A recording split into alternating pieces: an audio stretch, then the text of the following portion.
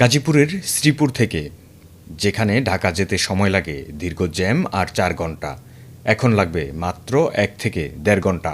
কারণ শ্রীপুর রেলওয়ে স্টেশনে প্রতিদিনই যাত্রাবিরতি দেবে ব্রহ্মপুত্র এক্সপ্রেস ট্রেনটি। শ্রীপুরবাসীর জন্য এটি শুধু একটি ট্রেন নয়, বরং স্বস্তি, সময় ও অর্থ সাশ্রয়ের মাধ্যম। সকাল ১০টা ৪০ মিনিটে শ্রীপুরে স্টপেজ করে ঢাকার উদ্দেশ্যে যাত্রা করবে। আবার সন্ধ্যা ৬টা ১৫ মিনিটে কমলাপুর থেকে ছেড়ে যাত্রাবিরতি দেবে শ্রীপুর স্টেশনে। শ্রীপুর থেকে কমলাপুর পর্যন্ত ভাড়া যাত্রীপ্রতি মাত্র ৭০ টাকা।